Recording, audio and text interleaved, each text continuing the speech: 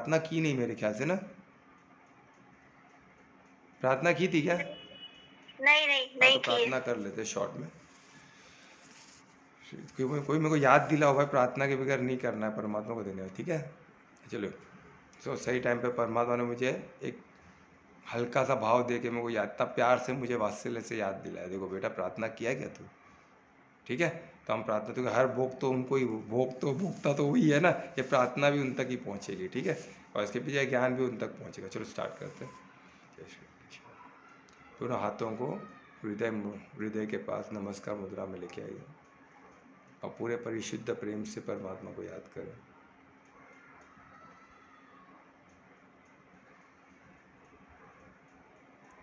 और उनको धन्यवाद दें हर चीज़ के लिए,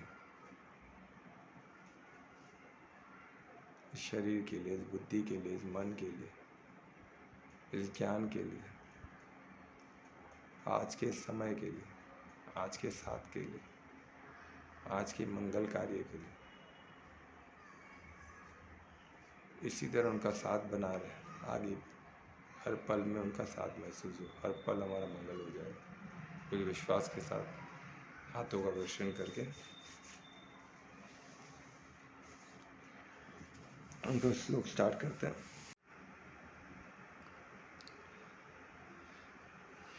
चलो स्टार्ट करते हैं। सबका स्वागत है गीता सेशन में, जिसको हम मैजिक ऑफ गीता बोलते हैं। मैजिकली हमने 5 चैप्टर, हमने सोचा भी नहीं था कि 5 चैप्टर तक शुरुआत कर दी थी, 5 चैप्टर तक जा पाएंगे, पर हम रेगुलर गए और 5 चैप्टर हमने कंप्लीट किया कल, है ना? और 5 चैप्टर में क्या था, जस्ट ब्रीफ मैं करता हूँ तो आइडिया मिल जाए क्या था। एक क्वेश्चन से स्टार्ट हुआ था अर्जुन के, कि वो बोल रहा था कि कर्म, एक तरफ आप त्याग करने बोलते हो, एक तरफ आप बोलते कर्म करने बोल रहे हो, कर्म योग करने बोल रहे हो, तो ये दो में मेरे लिए लाभदायक कौन सा है? यानी उसने लाभ की बात की, यानी फल की बात की, यानी कितना मोह माया में इंसान, एक उसके अर्जुन जैसा ज्ञानी है, ऐसा नहीं कि उनको उसका वो गुरुकुल में पढ़ा हुआ बंदा, हर नॉलेज था, पर सामने अपने अपनी परिवार के लोगों को देख के वो पूरा हिल चुका था। बुद्धि उसकी वजह से अभी धीरे धीरे वो रिगेन कर रहा था अपने बुद्धि को, है ना? तो सोचो कि वो लेवल पे भी माया अटैक कर सकती है, क्योंकि माया जानती है जो सबसे कमज़ोर कड़ी रहती है ना, उसको ही टच करती है। तो हमको हमेशा सतर्क रहना है, ये इससे गीता से मालूम पड़ता है कि ये, और ये जीवन एक वॉर जैसे ही है ना? हमको इंटरनल अपने अपने अंदर के विकारों से भी लड़ना है, वो भी अंदर से हमारे खुद के, वो भी एक महाभारत है। और बाहर कलयुग है तो महाभारत और बड़ा है, वहाँ के लोगों को संभालना, उनके हिसाब से हम खुद को बचाना, प्रोटेक्ट करना, वो भी उतना ही ज़रूरी है, ठीक है? तो ये शुरुआत हो गई चैप्टर 5। चैप्टर 5 में कृष्ण ने किस पे फोकस किया? पूरा इसमें द्रव्य यज्ञ और ज्ञान यज्ञ में उन्होंने अर्जुन को डिफरेंस बताया कि द्रव्य यज्ञ को त्यागना है, ज्ञान यज्ञ को नहीं त्यागना है। द्रव्य यज्ञ से सीखना है ना? द्रव्य यज्ञ का भी पर्पज़ यही है कि हम ज्ञान यज्ञ की तरफ पहुंच सके। वही वही अभी हम बुक लेते, ABCD सीखते, तो ये सब भी द्रव्य, ये सब इंसानों ने ही बनाया हुआ है ना, पर इसकी मदद से हम आज गीता को समझ सकते हैं ना। अगर हम पढ़े लिखे नहीं होते, कोई लैंग्वेज नहीं पढ़े, तो पहले की हर चीज़ को साधते बैठे कि पूरा जीरो से करना तो एक जीवन कम है, तो ये पॉसिबल नहीं है। तो हमको पढ़ना इसलिए पकड़ा है कि पढ़ रहा है, वो भी एक किस्म का द्रव्य यज्ञ है, लैंग्वेज है, सब द्रव्य यज्ञ है, क्योंकि शब्दार्थ अलग होता है, भावार्थ अलग होता है, और अनुभव तीसरा छोर है। हर चीज़ मैं अपने अनुभव को शब्दों में कोशिश कर सकता हूँ, पर एग्जैक्ट सेम नहीं बता सकता हूँ। तो ये शब्दार्थ के लिमिटेशंस है, वो पूरे अनुभव को सेम टू सेम नहीं रख सकते। तो वैसे ही जो भी ऋषि मुनि ने उनके अनुभव को लिखा है संस्कृत में, पोएटिक फॉर्म में, वो एकदम पावरफुल है, फिर भी वो शब्दार्थ ही हुआ। तो शब्दार्थ से अनुभव तक, भाव तक पहुँचना, उनके ऋषि के भाव को समझ पाना भी डिफ़िकल्ट है। तो आप अनुभव को तो छोड़ ही दो, है ना? तो हमको क्या करना है, जब भी हम कुछ पढ़ते हैं, गीता पढ़ते हैं, तो उसके पीछे का भावार्थ को समझे। शब्दार्थ को तो समझना ही है, पर उसके पीछे के अपने किनके, कौन बोल रहे हैं, कौन वाचे, कृष्ण वाचे यानी भगवान वाचे, तो उनके पीछे का भाव क्या है उसको समझने की कोशिश करो। वही साधक का काम है ना, उसके पीछे के भाव क्या हो गए कृष्ण के, उसको समझना, उसके पीछे का उनका अनुभव क्या है, वो क्या अनुभव कर रहे थे कि उनके भाव से ये शब्द निकले। वो का अर्जुन और कृष्ण का रिश्ता क्या था, उसको सखा मानते थे, फिर इसलिए पहले शुरुआत तो सखा से ही किया ना कृष्ण ने। पर जब अर्जुन ने खुद को सरेंडर किया और बोला मुझे ऐसे टिटोली मत करो, आई एम वेरी सीरियस, मेरे को बताओ मुझे क्यों लड़ना है, तभी मैं लड़ पाऊंगा, तो मैं नहीं लड़ पाऊंगा। मैं आपको गुरु मानता हूँ, तो मुझे आप बताओ एग्जैक्टली मुझे क्यों करना है, क्या करना है। तब जाके कृष्ण ने गेयर चेंज किए तुरंत, और एज अ गुरु उन्होंने उनको समझाना का, उनका भाव चेंज हो गया। तो अनुभव क्या कर रहे थे, किस भाव से, वो सब समझना वही साधक का काम। तब आप गीता समझ जाओगे, इसके पीछे के ज्ञान को समझ जाओगे, और तभी वो आप फिर उसको जीवन में उतारोगे जब आपका अनुभव आपका ज्ञान होगा। वो ज्ञान और गीता के ज्ञान, कृष्ण के ज्ञान, अर्जुन के ज्ञान में सब में ज़मीन आसमान का फर्क होगा। पर आपका ज्ञान कुछ हद तक तो उस तरह परमात्मा की तरफ भी बढ़ गया, तो भी आप सफल हो जाओ। वो कृष्ण ने जो बोले एग्जैक्ट 100% समझना पॉसिबल नहीं है, क्योंकि उन्होंने जो अनुभव किया उसको समझना पड़ेगा ना। और फिर अपना अर्जुन ने जो समझा अनुभव, अर्जुन ने क्या अनुभव किया वो भी समझना डिफिकल्ट है। तो अनुभव तक पहुंचना वर्ड से नहीं मालूम पड़ सकता है, वो संस्कृत से भी नहीं मालूम पड़ता। संस्कृत बहुत क्लोज तक लेके जा सकता है हमको, और उसमें भी नहीं मालूम पड़ेगा, क्योंकि है तो द्रव्य है कि इंसानों ने बनाया हुआ शब्द है। परमात्मा तो डायरेक्ट वाइब्रेशनल, उनका फीलिंग से होता है कार्य, सीधा भाव क्रिएट करते हैं, फिर उसको भाव से हम कनेक्ट कर सकते हैं परमात्मा को। इसलिए भाव बहुत इंपॉर्टेंट है ना। तो परमात्मा भाव होने से ही परमात्मा को कनेक्ट होता है। आप कितना भी पोएट करो, गाना गाओ, अगर पीछे का भाव, अगर भाव से आप करें तो परमात्मा को समझ में ही नहीं आएगा, क्योंकि सब द्रव्य है कि उनके, वो नहीं समझ पाएंगे, उनको समझना भी नहीं होगी। वो तो पूरे पूरे ब्रह्मांड को लिए समाये हुए ना, पूरा ब्रह्मांड का विस्तार है उनका, एक एक को क्या बोल रहा है तो ना समझते बैठे, वो भाव से कनेक्टेड है अपने। ठीक है, तो वो समझना है। तो ये 5th चैप्टर ने हमको डिटेल बताया, इतना अच्छे से हमको डिटेल स्लोली स्लोली करके हम आए इसमें 29 श्लोक्स में हमको समझा। और लास्ट श्लोक क्या था, कितना ब्यूटीफुल श्लोक था। लास्ट श्लोक में परमात्मा बता दिए कि हर चीज़ का भोक्ता मैं हूँ, यानी आप जो भी यज्ञ करो उसका भोक्ता भी मैं हूँ, भले वो द्रव्य हो, ज्ञान हो, सबका भोक्ता तो मैं ही हूँ। इवन सभी तपस्याओं का भी भोक्ता मैं हूँ। आपको तपस्या करो उसका भी भोक्ता तो स्वयं परमात्मा ही है ना। और सेकंड, हर एक के स्वामी भी परमात्मा, सब कुछ सब कुछ उनका उनमें ही समा जाता है, क्योंकि निरंकार है। निरंकार का मतलब ये होता है कि जिसका आकार नहीं उसको नहीं बोलते। निरंकार का मतलब जिससे सभी आकार निकला हुआ, वो निरंकार। और तीसरा क्या इसमें था ब्यूटीफुल, सबको उपकार करने वाले भी हुए, सबके हितैषी भी हुई, यानी वेल विशर भी हुई है, और सबके बेनिफैक्टर भी हुई है, सबको बेनिफिट देने वाले, सबका कल्याण करने वाले भी स्वयं परमात्मा ही है। तो ये इससे हमको पता चल गया है ना। जो इंसान ये समझता है तीन चीज़ को, कि परमात्मा को जब अनुभव, तभी वो परमात्मा को भाव से कनेक्ट कर सकता है। तो सब कुछ वही है, तो आपके भाव क्या हो गए, उनकी तरफ ऑटोमेटिक कनेक्ट हो गया। तो आप हर मटेरियल बॉन्डेज से, हर भौतिक इच्छाओं से, भौतिक भौतिक जो आपको खींचती है, आकर्षण जो करती है, वो आप पे नहीं असर करेगा, आप उससे इजीली मुक्त हो जाओगे। तो ऐसे 29 श्लोक में हमने चैप्टर 5 कंप्लीट किया। अभी हम चैप्टर 6 पे आ रहे हैं, जो ध्यान योग है। अभी पहला चैप्टर कौन सा था, जिसमें विषाद योग था। विषाद योग के बाद क्या हुआ, संख्य योग। उसके बाद क्या था, कर्म योग। उसके बाद क्या था, ज्ञान योग। और उसके बाद कर्म संन्यास योग। ऐसे करके हमने 5 चैप्टर कंप्लीट किए। ठीक है, और सब कितना ब्यूटीफुली हम देख रहे, कितना ब्यूटीफुली हम चल रहे थे उस पर, है ना। और उस पर अभी हम कौन से चैप्टर 6 पे, जो ध्यान योग है। और ध्यान यानी सबको समस्या आती है ध्यान की, कि ध्यान किसको कहते हैं, और सब जन को डायरेक्ट ध्यान में ही बैठना है। मैंने कितने लोग को देखा है जो बोलते सीधा ध्यान का बताओ हमको, ये सब मत बताओ, ये आसन वासन की कोई ज़रूरत नहीं है हमको, तो ध्यान हमको सब आता है, आप बताओ ध्यान में कैसे जाना है। अरे ध्यान तो घटित होता है, वो कोई आपको बता नहीं, वो ऑटोमेटिक घटित होता है। वो घटित होने वाली चीज़ है, वो ऑटोमेटिक हो जाएगा। आप कोई कोई एग्जैक्टली ध्यान में या तो बोल नहीं सकता है। ध्यान में आने सिर्फ तुम और जिस पे तुम ध्यान, वो दो ही चीज़ बचा है, बाकी कुछ है ही नहीं। बाकी चीज़ आपके लिए एग्जिस्ट ही नहीं करता। सोचो है ना, आप आत्मिक स्थिति में परमात्मा पे ध्यान कर रहे हो तो आपको दुनिया कोई चीज़ एग्जिस्ट नहीं होना चाहिए, सिर्फ आत्मा और परमात्मा, बॉडी वॉडी कुछ नहीं। इस स्थिति को ध्यान कहते हैं। आप बोलेंगे हमको वही सिखाओ, अरे वो घटित होता है, वो थोड़ी ना कोई सिखा सकता है। उसके लिए सिखाना क्या, अष्टांग योग। अष्टांग योग में ध्यान में ऑटोमेटिक जाओगे, और कब हो जाएगा हम बोल नहीं सकते। वो 1 सेकेंड में हो सकता है या महीनों महीनों, होगा ही नहीं। 1 सेकेंड में भी लग सकता है, कुछ सेकेंड के लिए लग सकता है। उसी में रहना, हर कोई मेरे ख्याल से ध्यान की स्थिति में कभी ना कभी जाता है। ये आत्मा परमात्मा की बात नहीं कर रहा हूँ मैं, ध्यान यानी एक दो ही चीज़ रहना।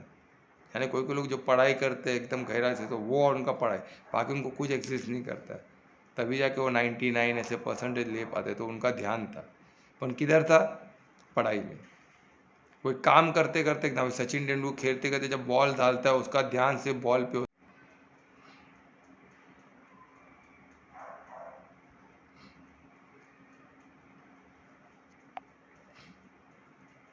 हाँ ठीक है, बीच बीच में फ़ोन कितनों को बोला हूँ मैं। एनीवे चलो, तो हम स्टार्ट करते फिर। तो किधर रिकॉर्डिंग ऑन है ना सर? हाँ रिकॉर्डिंग ऑन किया ना? हाँ, ऑन रिकॉर्डिंग किया, ऑन किया ना? रिकॉर्डिंग भी कर जाता है, ऑन किया। ठीक है, तो मैं कहाँ था। हाँ, तो ध्यान में क्या है, दो चीज़ एग्जिस्ट, के बाकी कोई चीज़ एग्जिस्ट नहीं होना चाहिए। दो हैगा तो ही ध्यान है, नहीं तो ध्यान नहीं है, वो घटित होता है। ये चीज़ समझना है आपको। और घटित होने के लिए क्या, अष्टांग योग एक बहुत पावरफुल, अष्टांग योग में स्टेप सर बाय मेरा एक स्टेप। क्वेश्चन था। हाँ बोलो ना, पूछो। जब हमें पता है कि ये सब कुछ परमात्मा का है, हम्म हम भी परमात्मा के हैं, हम्म तो हमें ये फीलिंग कब से आने लगे कि हम, मतलब मैं हूँ और कुछ नहीं। और ऐसी फीलिंग क्यों आती है, और हमेशा ऐसे याद क्यों नहीं रहता है कि लाइक ये सब कुछ परमात्मा का है, हम भूल जाते हैं बार बार। तुम क्या देखो, अभी हम क्यों ऐसा होता है? आत्मा तो प्योर है, ठीक है, पर हमको जो शरीर मिला है वो प्रकृति का है। वो हमारा आत्मा का नहीं है, वो प्रकृति का है ना। शरीर क्या है, सत्यम शिवम सुंदरम है। उसमें क्या है, दुनिया भर के लॉज है, सब है। वो सबसे उसके वो मल्टी डायमेंशनल है। हमारा आत्मा एकदम प्योर है, पर आत्मा कार्य कैसे करता है, शरीर में रह के करता है। और शरीर प्रकृति का है, ये समझना है। और प्रकृति की अपने लॉज है, उसका अपना चीज। और मनुष्य का जो बॉडी का, जो ह्यूमन बॉडी है, वो सबसे कॉम्प्लिकेटेड और सबसे बेस्ट क्रिएशन है परमात्मा का। अभी मैं आपको बोलूँ, कोई भी बोलेगा सूर्य सबसे बेस्ट क्रिएशन है, ह्यूमन बॉडी सबसे बेस्ट क्रिएशन, सबसे बेस्ट क्रिएशन। और ह्यूमन बॉडी क्रिएट करने के लिए ये सब कुछ बना हुआ, या उससे आगे भी कुछ होगा, पर हमें तो ह्यूमन बॉडी दिख रहा है फिलहाल। बाकी सबको खुद का कुछ करने का अधिकार नहीं है, सब प्रोग्राम से चल रहे हैं। ये ह्यूमन को ही अलाउड है। तो सोचो कितनी बड़ी रिस्पॉन्सिबिलिटी हमें मिली है। पर अभी हमको क्या है, सब विस्मृति हो चुका है, हमें पता नहीं हम क्या बॉडी कॉन्शियस में है। और सिर्फ बॉडी यानी जानवर और इंसान में कोई फ़र्क नहीं है। ये फ़र्क कहाँ आया, विवेक मिला। कल हमने डिस्कस किया ना, विवेक आने से, हमारा पूरा रीजनिंग की पावर आने से हमें पूरा चेंज, जानवर और इंसान का वो फ़र्क आ गया, यानी इंसान बन गया। नहीं तो बाकी जानवर को भी हार्ट है, उसको भी किडनी है, उसको भी लीवर है, सब सेम सेम तो है। वो भी रिप्रोड्यूस करता है, वो भी खाता है, वो भी जीवन के लिए संघर्ष करता है, वो भी कर्म करता है। वो उसका कर्म इस प्रोग्राम, उसको एक्सप्रेशन है, उसको बोलते हैं ना, ज़्यादा एक्सप्रेशन। वो फीलिंग्स इतने नहीं है जितने इंसान को, जितने फीलिंग दिए, इतने एक्सप्रेशन जितने इंसान को दिए उतने जानवर को नहीं है। आपको उनसे, आप देखो ना, बकरी को मासूम का ही लुक दिया है, उसके पास तो गुस्सा करने का उसके एक्सप्रेशन है ही नहीं।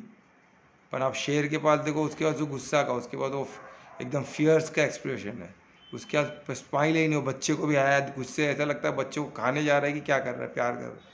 हम कंफ्यूज हो जाते हैं। आपने कभी देखा शेर अपने, टाइगर अपने बच्चे को कैसे मिलता है, उनका वही फियर्स ना, उनका वाइल्ड चीज़ ही दिखता है उनके चेहरे में। वो इनके पास एक्सप्रेशन नहीं, ह्यूमन के पास एक्सप्रेशन है। एक्सप्रेशन कहाँ से आए, ये सब आए विवेक से, सब एक समझ से आए, समझ हमें एक्सपीरियंस को यूज़ कर सकते हैं, है ना। कुछ चीज़ हमारे में कुछ वॉलेंटियर, कुछ इनवॉलेंट्री भी वॉलेंट्रीली हम कर सकते हैं, बाकी सब में इनवॉलेंट्री। हम में कुछ चीज़ हम वॉलेंट्रीली कंट्रोल कर सकते हैं। ये इंसानों को स्ट्रेंथ दिया हुआ है। और रीजनिंग पावर ये सबसे पावरफुल है। विवेक जो दिया है वो हमें डिस्टिंग्विश करता है जानवरों से, हर चीज़ से, है ना। तो वो चीज़ को हम अभी अभी आपने क्या बोला कि अभी हम मालूम होते हुए भी हम क्यों कर रहे हैं? कितने लोगों को तो मालूम ही नहीं है, ज्ञान मालूम पड़ रहा है, अभी इन्फॉर्मेशन है, अभी हमको मालूम पड़ा कि कृष्ण ने अर्जुन को कहा, ठीक है। तो अभी ये चीज़ मालूम पड़ने के बाद भी इसको ये मालूम किसको पड़ा है? ये एज ए इन्फॉर्मेशन आपके पास आया, पर इसको आपका ज्ञान बनाना पड़ेगा ना, इसको आपको बॉडी तक उतारना पड़ेगा, तभी तुम्हें थिंकिंग जो आती है ना, फीलिंग जो थिंकिंग जो थॉट प्रोसेस जो तो मन बॉडी चलता तक कैसे उतारा जाए उसको? है, वो मनन चिंतन। सिर्फ सोचने से उतर जाएगा? सोचने से नहीं, मनन चिंतन से। तुम एक ही चीज को सोचते रहोगी तो मनन चिंतन। मनन किसको बोलते हैं? अभी यही ज्ञान को मनन करो, तो बोला, और यही ज्ञान को साधो। जैसे साधक को एक वर्ड को साधो, श्रद्धा को एक वर्ड को साधो, उसके पीछे के फीलिंग में जाओ, उसके भाव में जाओ, उसके अनुभव को करो। श्रद्धा का अनुभव, श्रद्धा को वर्ड को अनुभव करने, श्रद्धा अपने एक एक हिंदी वर्ड या संस्कृत वर्ड इतने पावरफुल है। अपने इंडियन लैंग्वेज को कोई भी लैंग्वेज लो, मराठी ले लो, तेलुगु ले लो, तमिल ले लो, गुजराती ले लो, हर इंडियन लैंग्वेज, उसके कोई भी एक वर्ड को पढ़ो, उसको साधो। आप साध सकते हो भाई, फॉर इंग्लिश वर्ड को नहीं साध सकते हो। जो डेप्थ इंडियन लैंग्वेज में और साथ स्पेशली जो संस्कृत और हिंदी में बहुत पावरफुल है, और बाकी हमारे हर लैंग्वेज भी, पर मैं तो 2 लैंग्वेज को ही ज़्यादा चाहता हूँ, संस्कृत के वर्ड्स को और हिंदी के वर्ड को। इंग्लिश में मैं कोशिश किया हूँ, मेरे को नहीं मिला है, तो मेरे को सपोर्ट हिंदी का वर्ड्स का लेना ही पड़ता है। जैसे अभी श्रद्धा हो गया, साधक वर्ड हो गया, है ना। और कौन से बहुत सारे वर्ड ऐसे सोचते रहो, आपको एक एक बहुत मिलेंगे। इसमें कितने वर्ड है? योग है, ध्यान है, समाधि है। एक एक वर्ड को साधते रहो। यम है, नियम है, सबको साधते रहो। अहिंसा है, अहिंसा क्या है ना। सबको साधते रहो, आपको डिटेल में जाओगे तो आपको क्या होगा, मनन चिंतन करोगे, फिर पूरे सेंटेंस के साथ फिर मनन चिंतन करोगे, कृष्ण के क्या भाव देंगे। उन्होंने अर्जुन को बताया तो कुछ वॉर की सिचुएशन में बताया, अर्जुन ने ऐसा क्यों, इतना बड़ा धनुधर होकर क्यों गिर गया, तो आपको उसका पीछे का ये मालूम पड़ेगा, तो आपको इसका इम्पोर्टेंस मालूम पड़ेगा। पर आपको एक प्रमाण मानना पड़ेगा, और आप इसको जो स्टोरी मानोगे तो हो गया, फिर तो नहीं होने वाली चीज़ है। प्रमाण मानना ही होगा, क्योंकि ये इतिहास है, ये कोई बोलते ना माइथोलॉजी वाइथोलॉजी नहीं है। वो नरेटिव चलाया गया, हमको माइथोलॉजी बोल के सिखाया गया, पर ये माइथोलॉजी नहीं है, इतिहास है। जैसा था वैसा, जैसा पहले घटित हुआ वैसे इसमें बताया गया, वही संस्कृत के अगर वर्ड है। हाँ, अगर हमें ऐसे बताया गया कि माइथोलॉजी है, हम्म, तो मुझे इतना वंडर लगता है कि माइथोलॉजी होकर भी इतना महान, है इतना नहीं बड़ा, ना। इतना विस्तार में कैसा हो सकता है? वही तो माइथोलॉजी नहीं है ना, वही तो बात है, वो हमको समझना है ना। क्योंकि तो क्या होता है ना, उनको माइथोलॉजी वो बोल सकते हैं, तो उनको उनको आगे पीछे का कुछ मालूम ही नहीं ना उनकी चीज़ों का। जैसे अभी बाइबल को पकड़ लो, तो बाइबल है, जीसस क्राइस्ट, जीसस के पास के उनका पूरा उनके पास है क्या? उनके माता कौन थे, पिता उनके दादा कौन थे, कुछ लिंक है क्या? नहीं है। उनके बाद कौन है, वो भी लिंक नहीं है। पर इधर तो राम के पिता कौन थे, उनके दादा कौन थे, अरे पूरा लिंक, पूरा लिंक पड़ा हुआ है। उनके बाद का भी लिंक है, राम के बाद पूरा लिंक है। बाद में इन लोग आने के बाद सब गड़बड़ हो गया, डिस्टर्ब हो गया, रिकॉर्ड नहीं मिल रहे, क्योंकि उतने रिकॉर्ड जला दिए इन लोगों ने, वरना सब रिकॉर्डेड था, सब रिकॉर्ड करने के तरीके थे। इतने पावरफुल हमारा ज्ञान था, इतना पावरफुल हमारा रिकॉर्डिंग सिस्टम था। ये आप क्या बोलो, जो बड़े लाइब्रेरी में अब जो सिस्टम है ना, बुक ढूंढना पड़ता है यहाँ। अभी जो एक एक नए लोग एडवांस ये फाइंड आउट कर बुक्स कैसे रखा जाए, वो अभी लोग सीख रहे। पर हालांकि जो नालंदा यूनिवर्सिटी में इतने बुक्स रखा करते थे, वो उतना परफेक्टली सिस्टमेटिकली रखा करते थे, जो 1 सेकेंड में मिल सकते थे। इतना सिस्टमेटिक रखने का तरीका था, सब था। ये लोगों ने जला दिया, अब पछता रहे। जो होता तो अभी हमको आसान होता, पर वो नहीं पहुंच सकते ना, क्योंकि वो लाखों कितने हजारों सालों की मेहनत है। करेक्शन करेक्शन कर करके वो रिफाइंड चीज़ थी उसको इन्होंने जला दिया।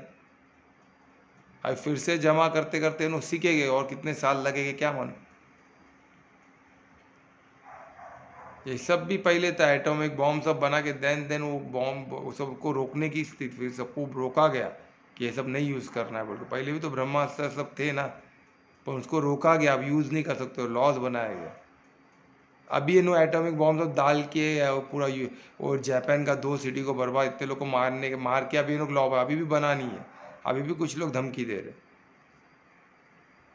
वो सब हो चुका था ना पहले, वो सब करके एक परफेक्ट रिफाइंड लॉज बन गए थे, उसके हिसाब से चलना था। पर वही सबको तकलीफ होता है ना, नहीं हो पाता है ना, यही तो बात है। क्योंकि हमको देर आर पीपल जो बोलते हैं ना लीडर, इसलिए ना ये गुरुकुल होना ज़रूरी है, जो भी बच्चे को गुरुकुल में डालना ज़रूरी है, क्योंकि उससे क्या होगा, वर्ण आश्रम धर्म समझेगा।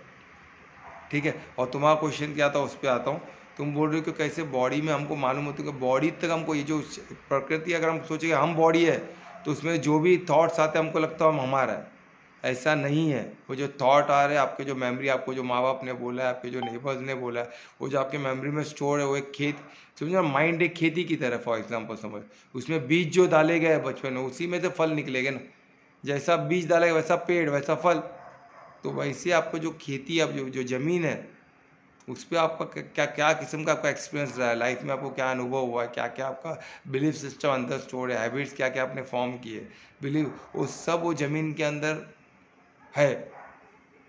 मैन्योर बोलो, in way of manure, if way of the texture of the soil, और उसमें क्या सीड डालते हो आप, फिर उसको सीड डालेंगे, उसके बीच में सीड ऐसे निकलता है, वो सब इसमें डाला गया है, सीड के टाइप, सॉइल का टाइप सब आपका हो चुका है बन के। इसलिए बोलते हैं ना 5 by the age of 5 year तक बच्चों को बहुत ध्यान देना है, क्योंकि तभी उनका तैयार होता है। वो तो डाउनलोड करते हैं सीधा, वो 100% आप जो बोलो उस माने। इसलिए तो इन लोग भी, जो आतंकवादी लोग बच्चे बचपन में, एक बार एज निकल गया फिर ट्रेन करे, कोई मानेगा नहीं। कोई बोले सुसाइड बॉम्ब अटकाओ तो ही ना कोई मानेगा। उन लोग तो बच्चे लोग ही क्यों होते हैं, बड़े लोग क्यों नहीं जाते? ये क्वेश्चन तो पूछे उनसे कि ऊपर वाले के नाम पे सिर्फ बच्चे ही मिलते क्या आपको जाने के लिए, मरने के लिए? वो 1-2 बड़े भी जाके करे ना, बम डाल के, नहीं हो सकता है ना, पॉसिबल ही नहीं है ना। जिसको बचपन से ट्रेन किया हो वो कुछ हद तक भी जा सकता है। उनको क्या हम ट्रेन करते हैं उस पर डिपेंड करता है। तो सोचो उस हद तक, यानी एक बंदा फिदाइन हमला वो करने जा सकता है, खुद के शरीर में बॉम्ब लगा के जाके वो खुद को उड़ा देता है।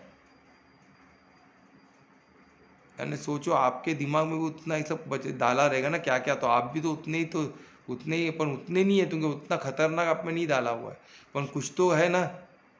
आपका नाम, आपकी जाति वाति, ये सब भी उतना ही डेंजरस है ना। आपके आइडेंटिफिकेशन, आपको बोलेगा वो अलग है, हम अलग है। अरे क्या अलग है, पूरा उल्टा ज्ञान ही उल्टा करके रख दिया आपको, पूरा गड़बड़ करके रख दिए पूरा। आज इतना बुरा हाल है कि क्या बोलूँ, पूरा उल्टा ज्ञान। फिर मैं अभी ज्ञान बताऊंगा, मैं बोलूँगा आत्मा है, तो कहाँ समझने आने वाला है। अब फिदाइन हमले वाले को बोलूँगा भाई मत करो, तो ही ना सुनने वाला है, वो मेरे को भी साथ में लेके उड़ा देगा। तो यही हमको समझना, तो क्या हमको किधर करना है, हमको मनन चिंतन करके पहले हम हमारे जो 5 कोश है, बोलते हैं ना 5 कोश को, एक एक कोश को हमको क्लियर करना हो। पहले अन्नमय कोश, अन्नमय कोश को डिटॉक्सिफाई कैसे किया? सात्विक खाने से, सात्विक आहार बहुत ज़रूरी है, तभी आपका अन्नमय कोश शुद्ध होगा। प्राणमय कोश को, प्राणायाम, प्राण का सम होना ज़रूरी है। अगर आपका ब्रीदिंग सम नहीं है, आपका प्राणमय कोश को कभी भेद ही नहीं सकते हो। तो यम नियम से क्या होता है, आपका अन्नमय कोश शुद्ध होता है, अन्नमय कोश को भेदने की शक्ति आप में आती है। फिर प्राणायाम से आपकी प्राण की शक्ति, प्राणायाम इसको भेजने की शक्ति आती है आपको, किसको? प्राणमय कोश को। फिर आसन वगैरह से आपका मन को आप डिसिप्लिन करते हो। फिर प्रत्याहार से आप एक मन को भेदने की शक्ति आती है, धीरे धीरे धीरे धीरे। धारणा से आप वही एक स्टेप बाय स्टेप आप चलोगे, तब आप ध्यान और समाधि तक पहुंच पाओगे। और विज्ञान में कोश को भेदने के लिए आपको मेमोरी को तक शुद्ध करना पड़ता है। कैसे? अफर्मेशन से, मंत्र से। हरे कृष्णा ये महामंत्र क्यों बोलते हैं उसको? तो हम जप करते हैं तो हमारा बॉडी, हमारा मन, हमारा जो अनवांटेड जो माइंड है, माइंड ट्रेन होता है। क्यों? क्योंकि उसके जो अंदर की ग्राउंड, वो क्लीन होती है। आप वही डालते रहो तो क्या होगा, आपके पूरे ग्राउंड में वही उसके सीड पड़े, मैं अनवांटेड से धीरे धीरे निकल चुका। जो आप रेगुलर करते हो वो उसका प्रोग्राम बनता है। तो आप हरे कृष्णा हरे राम कैसे बोलते हो, भक्ति से बोलते हो। भक्ति से बोलते क्या होता है, वही कृष्ण गुण हमें याद आते हैं, वही कृष्ण के हम जो ज्ञान सत्य जो सत्संग में आप सुनते हैं कृष्ण के बारे में, उससे हम अट्रैक्ट होते हैं। हमारे भाव ऐसे, भाव ये सब भाव फीलिंग ही, ये वर्ड्स में नहीं होता है, भाव फीलिंग में खेती है, भाव फीलिंग की खेती है,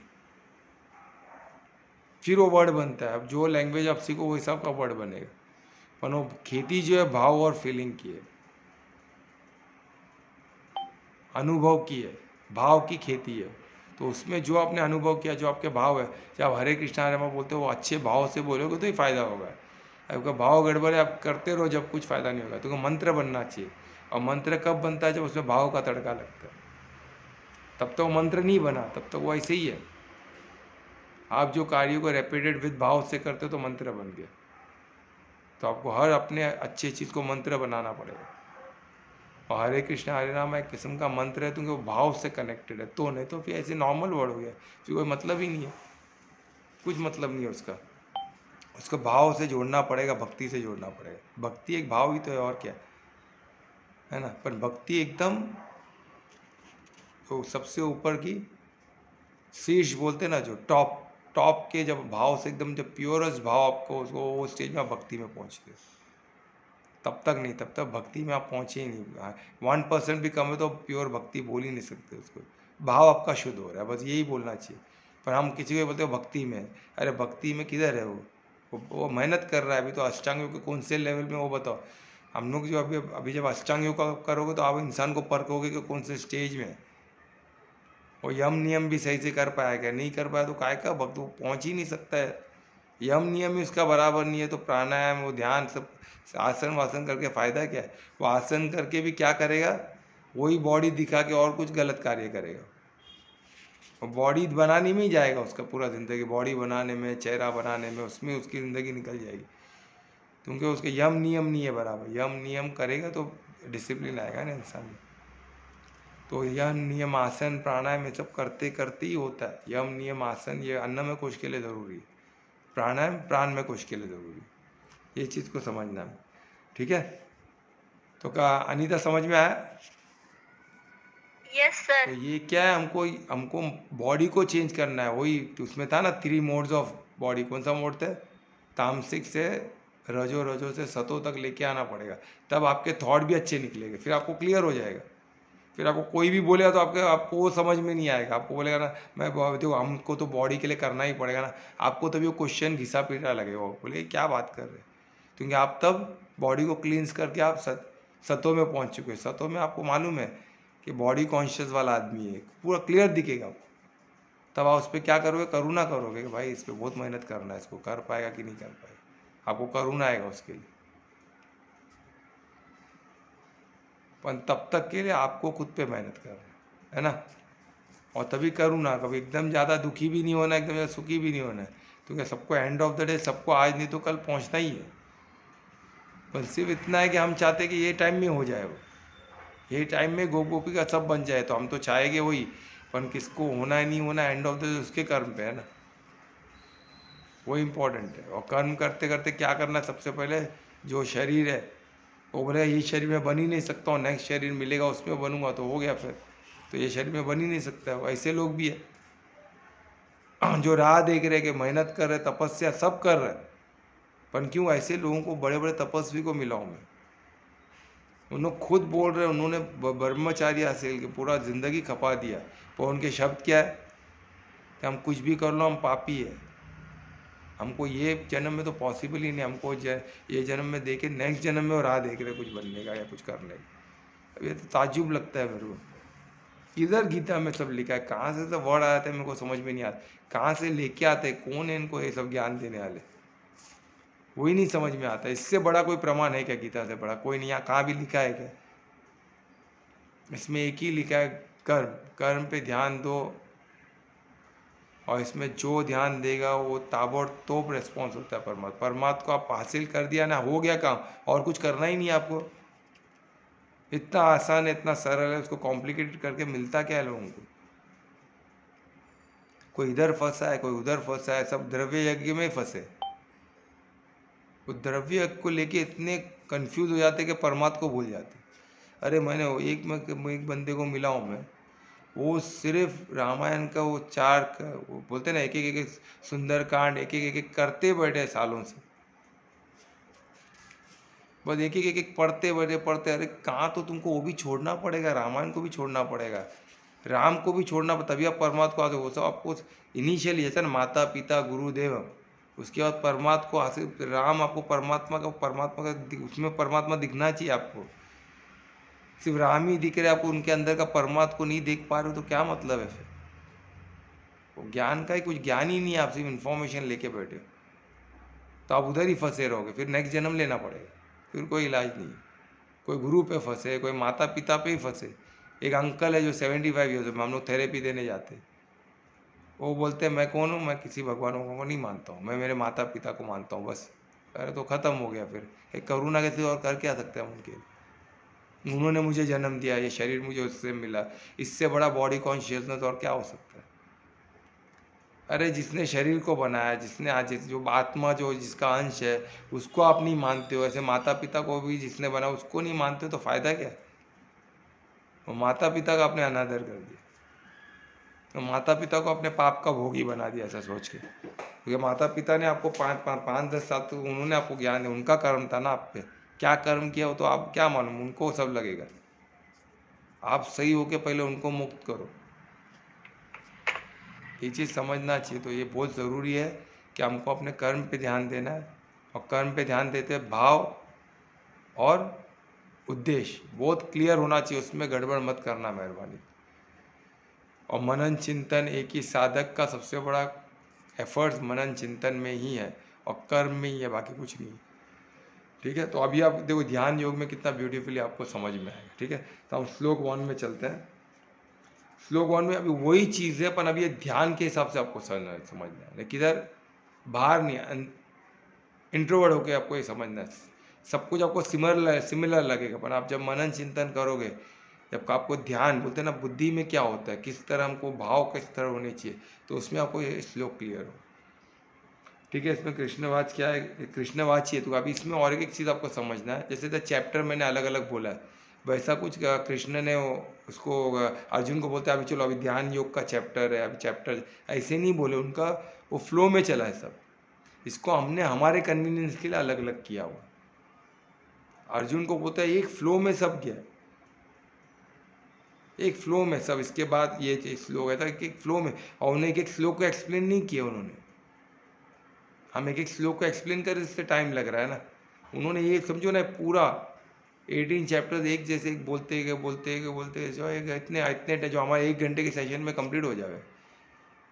और वो अर्जुन थे ना जो समझ सके, क्योंकि वो गीता वो पहले तो संस्कृत लैंग्वेज में था, और अर्जुन को संस्कृत आता था, और वो गुरुकुल में सब पढ़ चुका था, सबका ज्ञान उसको गुरु ने सब सिखाए थे, उनको सब कुछ मालूम था। तो उनको सिर्फ क्या हो गया था, एक किस्म का रिवीजन था। हमारे लिए रिवीजन नहीं, हम तो पूरा जीरो से पढ़ रहे हैं, तो हमको एक श्लोक समझना पड़ेगा, इसलिए हमको एक चैप्टर वाइज समझाया जा रहा है। ठीक है, तो हमको इस तरह उसको देखना है। ठीक है, कि हम इसको जीरो से समझ रहे हैं ना भाई, तो ठीक है, इट्स ओके।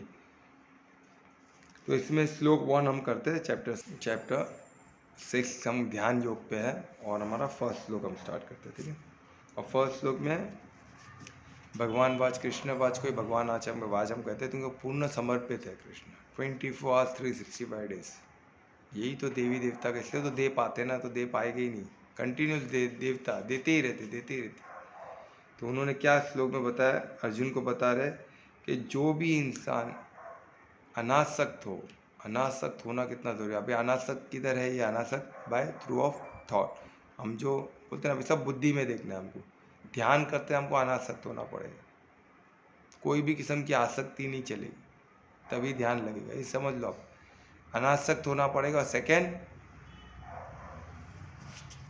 कर्तव्य, टोटल कर्तव्य में रहना पड़ेगा 100%। हमारा कर्तव्य में हमें 100% हमको कर्तव्य का पालन करना पड़ेगा 100%। और कर्तव्य का पालन, कर्तव्य हम जो कर्तव्य में स्थित हो जाते हैं तो हम क्या करते हैं, बाकी सबको हमारा करते हुए हमको हमारे लिए स्पेसिफिक ड्यूटीज़ होती है ना, तो जब हम उसमें फोकस तो बाकी सबको त्याग कर देते हैं। तो ये भी किस्म का त्याग ही है। अनासक्त होते हैं तो क्या होते हैं, हम कोई किस्म की आसक्ति नहीं रहते, हम किसको त्यागे, आसक्ति को त्यागे, हम अनासक्त हो गए। एन अटैचमेंट, कोई भी किस्म का अटैचमेंट नहीं, बॉडी से नहीं, कोई रिश्ते से नहीं, किसी से नहीं, कोई चीज़ों से नहीं, कोई व्यक्ति से नहीं।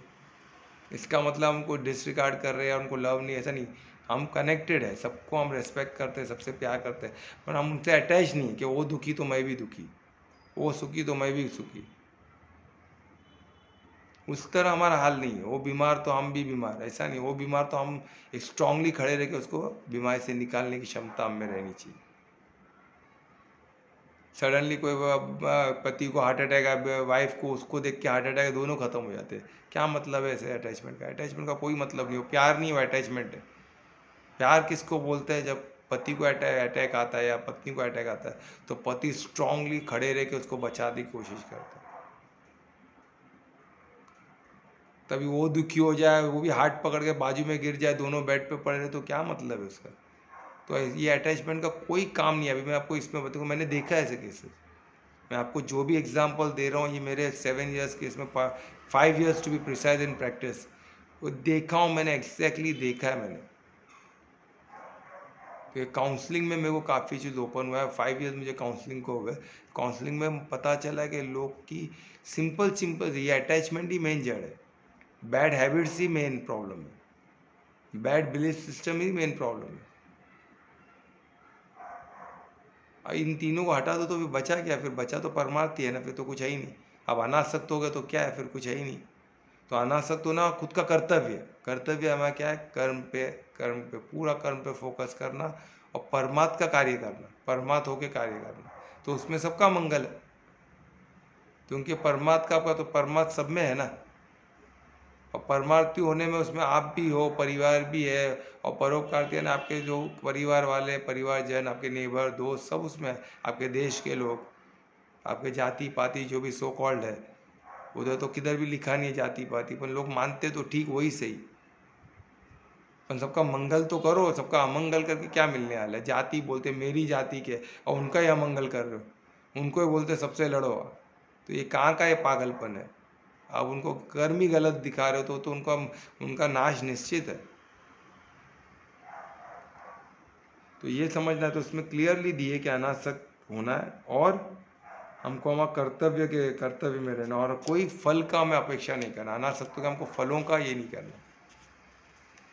कर्म करना है, पर फल तो हमें मिलेगा। इस बात का पुत्र, हम किसके परमात्मा कार्य करें तो हमें फल मिलना निश्चित हो, क्योंकि वो पदम गुना देते हैं ना, और उनको देने में उनका ही फायदा है, क्योंकि वही भोगता है, तो क्यों नहीं देंगे? जब ये क्लियर हो जाता है ना, तो आपको एकदम क्लियर होगा, वही भोगता है।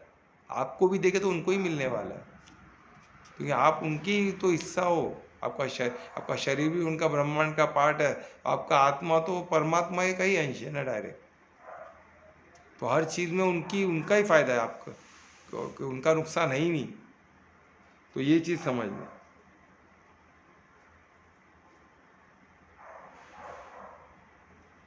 और आप टोटल कर्तव्य से अपना कार्य करें, यही चीज़ है, और कुछ नहीं है इसमें। तो ये करने से आपको क्या होगा? आप योगी बनोगे,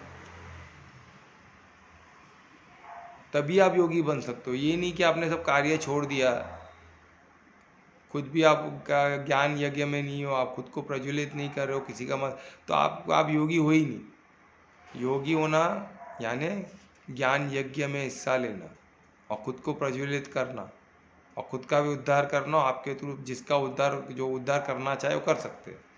आप ज्ञान स्वरूप बन जाओ, ऑटोमेटिक जिनको उद्धार करना आपकी तरफ अट्रैक्ट हो गए, ऑटोमेटिक होता है। ज्ञान अट्रैक्ट करता है, ज्ञान यज्ञ अट्रैक्ट करता है। जब द्रव्य कर सकता है तो ज्ञान यज्ञ नहीं करेगा। दिखावे की दुनिया करती है ना अट्रैक्ट, क्योंकि द्रव्य यज्ञ है।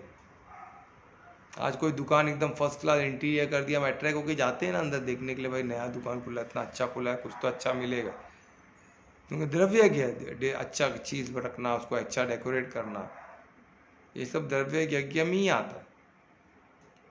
अभी चेंज हो गया। पहले क्या था? पहले हर चीज़ में यज्ञ होता था, हर चीज़ में उसको फूल पत्ते यही होता था पहले, नेचुरल चीज़। आज अभी क्या हो गया? केमिकल चीज़ यूज़, पर चीज़ तो वही है। वो लैमिनेट लगा देते हैं, पहले फूलों से होता था डेकोरेशन, पेड़ों पत्तों फूलों, उससे डेकोरेशन होता था ना। आज चेंज हो चुका है, अपन है तो वही ना, द्रव्य यज्ञ है ना, है तो आज केमिकल भी तो द्रव्य का ही बना हुआ है ना। वही मटेरियल को और उसको गला के सड़ा के उसमें से सब निकाल के जो भी करते हैं, पर वो तो है तो वही ना, फ्रेश नहीं यूज़ होता, ऑर्गेनिक फॉर्म में नहीं यूज़ होता है, लीनियर फॉर्म में यूज़ होता है, पर है तो वही चीज़। तो वो चीज़ को समझना है हमको, पर वो चीज़ हमको सूट नहीं होगा। आज खाने को सजाते उसमें भी खाने तक में लीनियर चीज़ ला ली, केमिकल ला ली, तो लीनियर हमको सूट ही नहीं, हमारा बॉडी पचा ही नहीं पाएगा। हमको ऑर्गेनिक ही चाहिए। ऑर्गेनिक में जो साइकिल में, लीनियर में जो साइकिल में नहीं है। अब मैदा को लो रखे रहो सालों में वैसे ही पड़ा रहेगा, क्योंकि उनको सेल्फ लाइफ बनाना था, इसलिए इंडस्ट्री में उन्होंने मैदा लाया, मैदे को इंट्रोड्यूस किया और मैदे को मॉडर्न बता दिया, वीट को बेस्ट ग्रेन बता दिया, हमारे जो ग्रेन थे उसको सबको बेकार बता दिया। और आज ये हो गया मिलेट्स बोल के, वही ग्रेन को जव वव जिसको बेकार बनाया था, क्या खा रहे हो आप सब गंदगी। गेहूँ खाना चाहिए, तो हम गेहूँ के पीछे पड़ के रोटी बना के खा रहे। और हम जो हमारे जो मिलेट्स थे वो हमने सबको, आधे तो अभी बनते भी नहीं है इंडिया में, सब हमने सब खेती करना, गेहूँ की खेती कर, पंजाब में मकई उनका था। आज उन लोग सोचते हैं गेहूँ वीट हमारा मेन फूड है, बोलते हैं, अभी क्या बोलेंगे उनको। मक्के की रोटी सर्दियों का स्वाद बोला गया पंजाब, गेहूँ की रोटी नहीं बोला करता, एकदम मक्के की रोटी बनती थी, गेहूँ की खेती थी नहीं। आज गेहूँ की खेती कर करके बंजर हो गई जमीन पे। तो ये सब कुछ समझ में ही नहीं आ रहा है। मिलेट्स इतना ब्यूटीफुल था, उसमें जमीन भी अच्छा रहता था, वो सब हम छोड़ के इनके चक्कर में पड़ गए। प्रोसेस भी उनका, हम जब खेती में गेहूँ का सब लगता तो बोलते थे क्या देहाती गेहूँ का, पेस्टिसाइड यूज़ करो और फटाफट आ रहा है। अभी उन लोग का ऑर्गेनिक खेती बोल रहे हैं, ऑर्गेनिक खेती बोल के वही गेहूँ को, काव के डंग को ही यूज़ कर रहे हैं, पर वो कर रहे हैं बोल के हम भी, अरे वो ऑर्गेनिक फॉरेन से आया, हमको इंडिया को क्या कुछ आता है क्या, उन लोग तरक्की कर रहे हैं ना। अरे बाबा, इंडिया की तरक्की शाश्वत है, सस्टेनेबल है। जो इंडिया में जो सिस्टम जिसको देहाती, वही आज बैक टू नॉर्थ, तो क्यों, वही सस्टेनेबल है। इन्होंने तो बर्बाद कर दिया है अर्थ को, आज इतना ग्लोबल वार्मिंग सब उसी के लिए हो रहा है ना। तो सब गलत गलत करके वो हमको दिखा, यह ज्ञान, ये वो द्रव्य यज्ञ कर दिया, अच्छा दिख रहा है तो अच्छा, ऐसा थोड़ी ना, वो बाद में चल के अभी भोग रहे हैं ना उनके पोते, हम भोग रहे हैं ना, हमारे जो पूर्वज ने गलती आज हम भोग रहे हैं। तो हमें आगे नहीं भोगना है, हमको ये देखना है, हमको क्या करना है अभी जो सस्टेनेबल है। सस्टेनेबल क्या है, सनातन धर्म, क्योंकि उसमें वर्ण आश्रम है, हर चीज़ का परफेक्ट सिस्टम में एक्टिव है, हर चीज़ के लिए उसमें सब इंक्लूसिव है, हर एक जानवर पेड़ पौध सबको लेके चलता है, प्रकृति को भी लेके चलता है, सबको लेके चलता है। तो यही सस्टेनेबल है। अर्थ बचा रहेगा तो हम बचे रहेंगे, अर्थ ही नहीं रहेगा तो कहाँ जाएंगे। यहाँ से मून तक तो सब झूठ झूठ बोले, कोई पहुँचा नहीं अभी तक, तो कहाँ तक पहुँचेंगे। वो झंडा लगा दिए, सब झूठ हो गया अभी।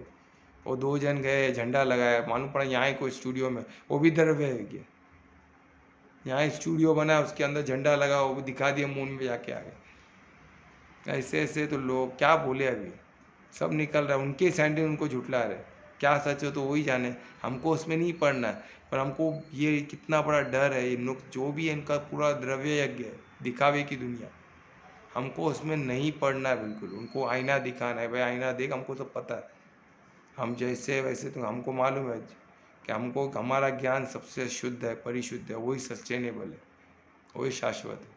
बाकी सब कोई मतलब नहीं हो, कल के आजकल उनको भी हमारे इसमें आना ही पड़ेगा। इंडिया जिस दिन सनातन धर्म को पाए और एग्जाम्पल सेट करेगी, सबको आना, तो सब जगह भूखमरी चालू होने वाली है, जमीन फर्टाइल नहीं रहेगी, इंडिया को करना ही पड़ेगा। सब इंडिया में आएंगे, जो बचे लोग इंडिया में ही आने वाले, तब हमको उतनी शक्ति चाहिए ऐसे लोग को पालने की, तो हमको उनको रोक के एक सीमा में रह के उनको हमको बिगाड़ने नहीं दे सकते हम उनको। पर एक मदद बोलते ना, करुणा से हमको मदद जितना करना चाहिए करेंगे, ज्ञान यज्ञ से करेंगे। वो बोले द्रव्य यज्ञ हमको चाहिए, तो भाई पड़े रहो तुम्हारे हालत में, हमारे तो ज्ञान यज्ञ होता है, वो करना है तो आओ, नहीं तो वी गेट लॉस्ट, सिंपल। अधर्मी को त्यागने के लिए एक पल के लिए सोचने का नहीं, वरना आप बर्बाद हो जाओ। वही चीज़ अर्जुन को बता रहे, मेरा गुरु, मेरा भीष्म पितामह, अरे सबको समझाने की कोशिश की है ना कृष्ण ने। नहीं मान रहे तो क्या करें? तो मारना ही पड़ेगा उनको। आप तब रोते बैठोगे तो हो गए, वो आपको मार जाएंगे। वही उनको समझा रहे भाई तू निर्णायक युद्ध में है। उन लोग सब तैयारी में आए हैं। अधर्मी कभी सोचता नहीं है, अधर्मी तो मारने के लिए तत्पर रहता है। धार्मिक लोग सोचते हैं कि उसमें भी आत्मा है, उसमें भी ये है, तो ज्ञान है ना ऐसा हमारा। पर धर्म को भूल जा, धर्म को उल्टा पढ़ाते, उल्टा पढ़ना चालू कर देते। अरे आत्मा है, अपन शरीर तो पूरा तामसिक में है ना। उनको समझाने की कोशिश की ना, नहीं सुन रहे तो कोई क्या कर सकता है। हाँ कल्पना, कुछ पूछना था?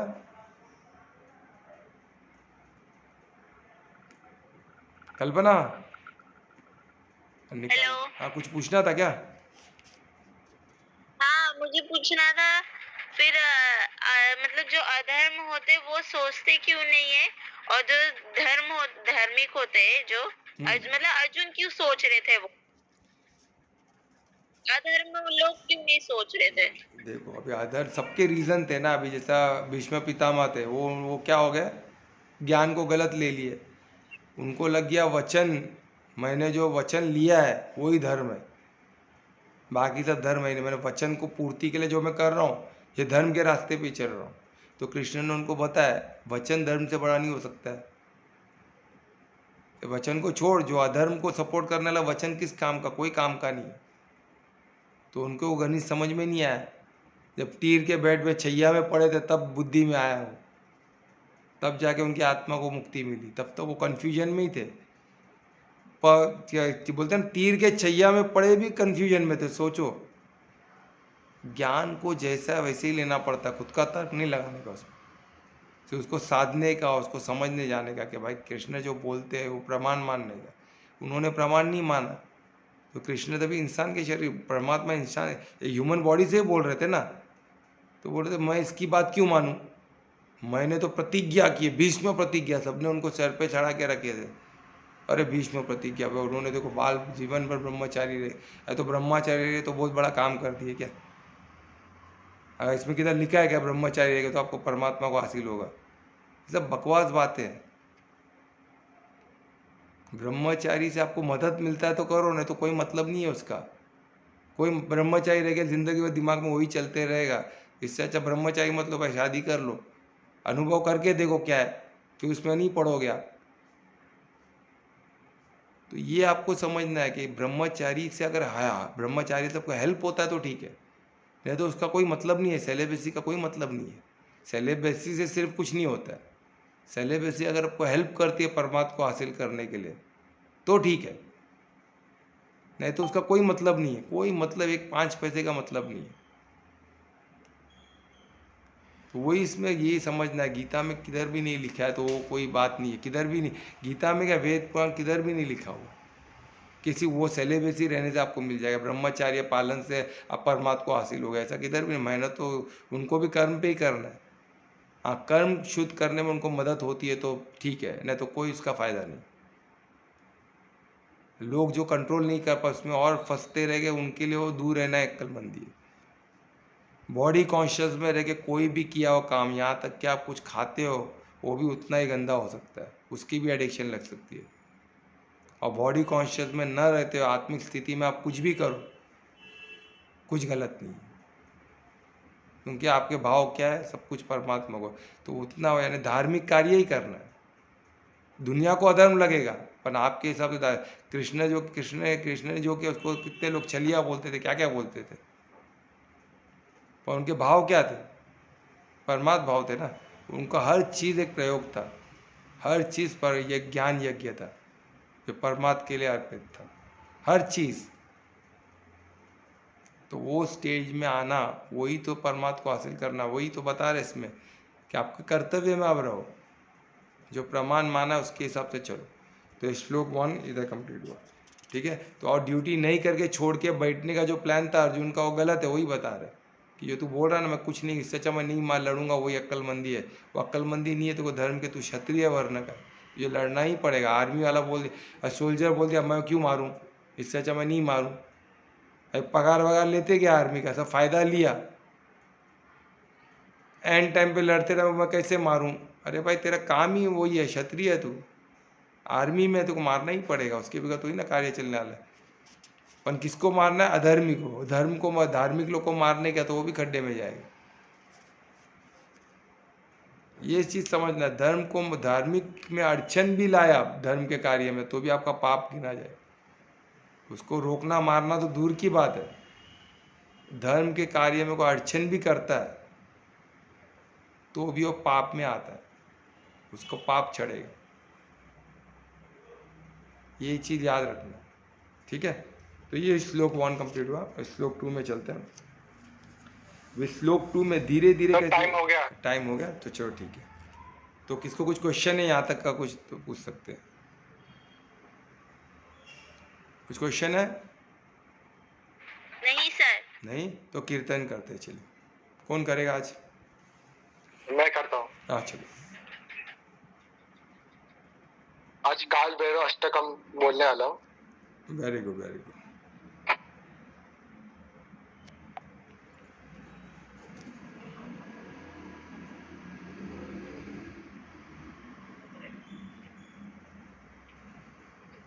ठीक है।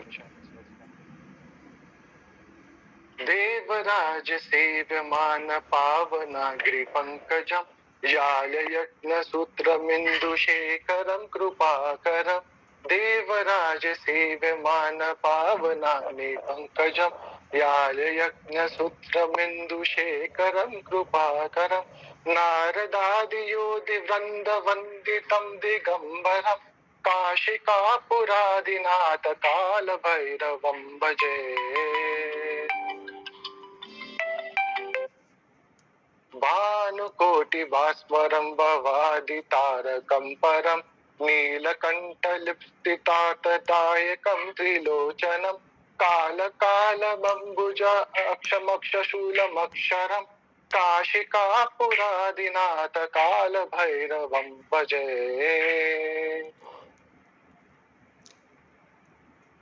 शूलटङ्कपाशदण्डपाणिमादिकारणं श्यामकायमादिदेव्यमक्षरं निर्यामयं भीमविक्रमं प्रभुं विचित्रताण्डवं प्रियं काशिकापुरादिनाथ कालभैरवं भजे।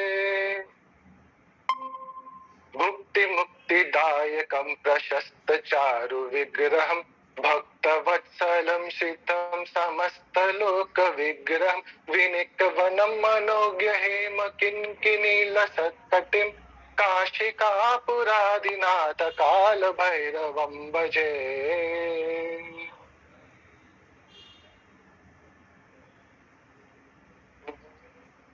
धर्मसेतुपालकं त्वधर्ममार्गनाशनं कर्मपाशमोचनं सुशर्मदायकं विभुं स्वर्णवर्णशेषपाशशोभिताङ्गमण्डलं काशिकापुरादिनाथ कालभैरवं भजे।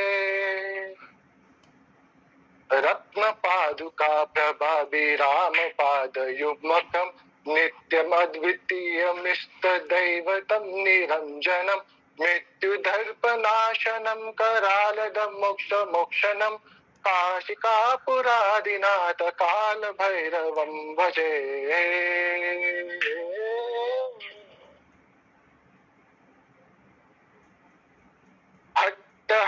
भिन्न पद्मजांग कोश संततिं दृष्टिपात नष्ट पाप जाल उग्र शासनम अष्ट सिद्धिदायकं कपाल मालिकाधरं काशिकापुरादिनाथ काल भैरवं भजे।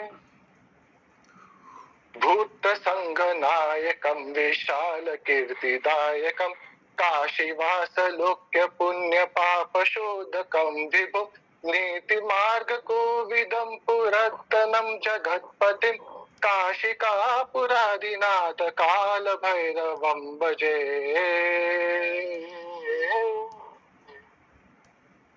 देवराज सेव्यमान पावनाग्रि पंकजं याल यज्ञ सूत्रमिन्दुशेखरं कृपाकरं नारदादियोधि वृंद वंदितं दिगंबरं काशिकापुरादिनाथ काल भैरवं भजे। काल भैरव अष्टकम पठन्ति ये मनोहरम जना मुक्ति साधनम विचित्र पुण्य वर्धनम शोक मोह दैन्य लोप कोप ताप नाशनम ते प्रयान्ति काल भैरव अग्नि सनिधम नरा दुर्वम श्री काल भैरव सुस्तम सत्पूर्णम। बहुत अच्छे ध्रुवेश। देखो ध्रुवेश ने एक प्रमाण दिया कि इतना बड़ा श्लोक उन्होंने आज पाठ करके बताया, और जिन्होंने बोला सोचो क्या भाव रहे कि मुंह से ऑटोमेटिक निकलना चालू हो गए। और ये सब श्लोक अपने आप में कंप्लीट है, इनको समझना, इसके भाव को समझ ले तो भी परमात्मा को प्राप्त हो। ये सब इतना कंप्लीट है, सोचो क्या उसके पीछे का भाव इंपॉर्टेंट है, और ये भाव से निकले हुई चीज़ है ना, तो इतना अच्छा श्लोक कहाँ भी कौन निकाल पाता है, क्योंकि वैसे भाव ही नहीं बचे ना, वरना आज भी आज के दौर के हिसाब से भी निकले, पर वैसे भाव ही नहीं है तो कहाँ से निकलेगा। तो ठीक है, अभी हम एक बार दो तीन बार बोल के हरे कृष्णा महामंत्र कंप्लीट करेंगे, ठीक है।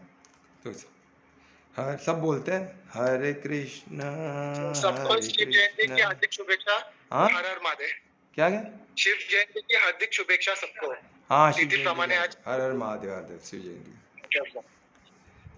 तो आज यही शिव जय हर हर महादेव बोलते हैं ना। कौन शंखनाद कौन करेगा? पार्वती पते कौन बोलेगा? और हर हर महादेव 3 बार बोल के कंप्लीट करते। चलिए कौन बोलेगा? ध्रुवेश तुम ही बोलो। बोल, तुम बोलो बोलो। कल्पना बोलो। नमः पार्वते हर हर महादेव। हर हर महादेव, हर हर महादेव, हर हर महादेव। ओम नमः पार्वती पते हर हर महादेव, हर हर महादेव। और कोई और एक बोल दो, 3 हो जाएंगे। हाँ, कौन बोलेगा? कोई बोल रहा है? कोमल बोल दो। कोमल नहीं, जो कल्पना तुम ही बोल दो। कमलेश जी बोलो क्या? कल्पना तुम बोल दो। नमः पार्वते हर हर महादेव, हर हर महादेव, हर हर महादेव। चलिए महामंत्र एक बार बोलते हैं। हरे कृष्ण कृष्ण कृष्ण हरे हरे, हरे राम राम राम हरे हरे। तो शुभ रात्रि, सबका मंगल हो। शुभ रात्रि। राधे राधे। राधे राधे।